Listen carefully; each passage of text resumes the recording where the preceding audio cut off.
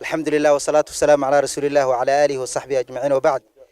Вся хвала Аллаху, мир и благословение посланнику Аллаха, его семье и всем его сподвижникам. В этот счастливый день, в субботу, 16 Шаваль, 1439 год, что соответствует дате 30.06.18 год, по милости Аллаха и его помощи проводится открытие артезианской скважины. Финансирование скважины и ее передача нам произвела гуманитарная ассоциация «Сальсабиль». Да воздаст им Аллах всем благом. Как вы видите, по причине строительства колодца на лицах у людей радость и ликование. Колодец построен в подходящем месте, там, где люди остро нуждаются в нем. Люди ходили за водой для своих семей и домашних животных, проделав расстояние 35 километров. Этот проект покроет потребность водой этого региона, в регионе, где проживает множество людей. Мы говорим вам, да воздаст Аллах вам всем благом. Пусть Аллах сделает ваши пожертвования на веса ваших добрых дел. Пусть Аллах примет ваши пожертвования и напоит вас водоема нашего пророка Мухаммада, да благословит его Аллах и приветствует.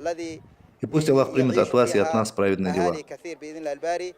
ونقول لكم جزاكم الله خيرا وجعل صدقاتكم في ميزان حسناتكم وتقبل الله صدقاتكم وأن يسقيكم من حوض نبينا محمد صلى الله عليه وآله وسلم وأن يتقبل منا ومنكم صالح الأعمال والسلام عليكم ورحمة الله وبركاته.